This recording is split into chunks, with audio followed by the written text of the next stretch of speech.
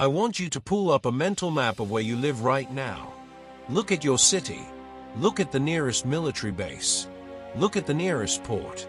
Now, answer this honestly in the comments. If a warhead detonated 50 miles from your home, do you have a plan?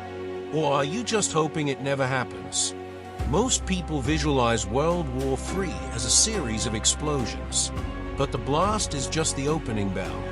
According to studies by Rutgers University and FEMA projections, the explosions will only kill about 10% of the population. The real extinction event happens after. Target lists are not random. They are calculated. But the immediate killer is the wind. In the Northern Hemisphere, the prevailing winds blow west to east. This creates fallout corridors. If you live in the American Midwest, you might think you are safe from the coastal targets. You are wrong. The radioactive dust from obliterated silos in Montana will drift directly over the breadbasket of America.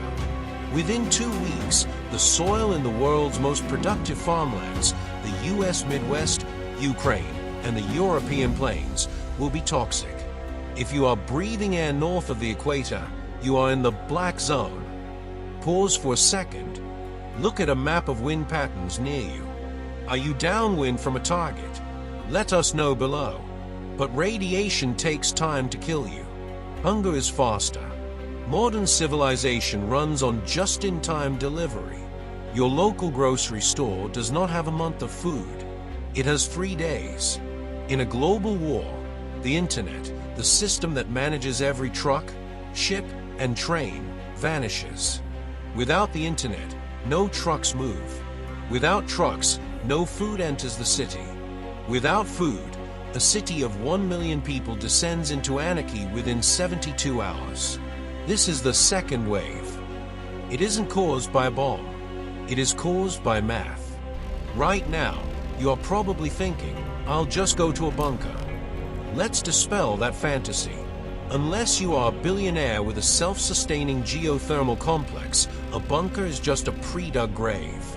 Most commercial bunkers rely on air filtration systems.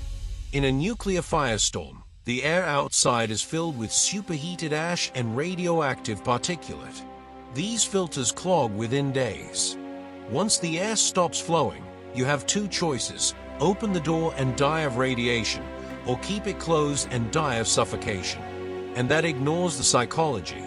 Put 10 terrified humans in a concrete box with dwindling resources and no hope of rescue. History tells us exactly what happens. The threat isn't outside. It's inside with you. Be honest, could you mentally handle being locked in a concrete room for 5 years? Or would you rather take your chances on the surface? There's a silent killer that almost no one talks about. The total collapse of a pharmaceutical supply chain. Do you need insulin, antibiotics, blood pressure medication?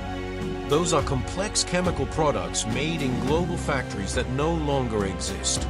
6 months after the war, a simple scratch from a rusty nail becomes a death sentence. Childbirth becomes a coin toss for survival. A tooth infection kills you.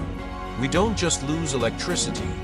We lose 100 years of medical advancement.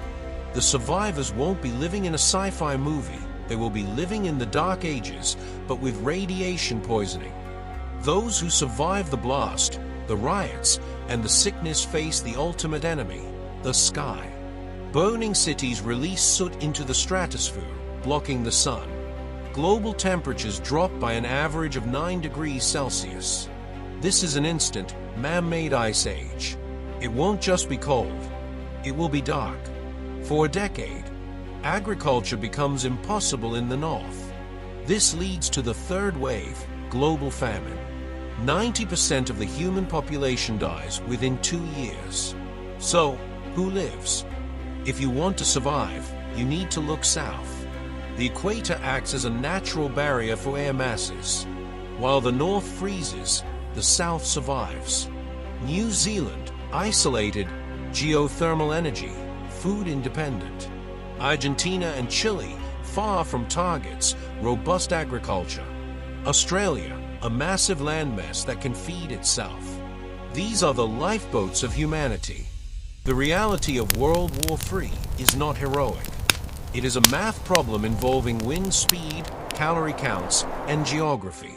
If you are watching this from North America or Europe, the odds are mathematically against you. But here is the final question you need to ask yourself. In a world without sun, without medicine, and without law, would you even want to survive? Tell us your choice in the comments.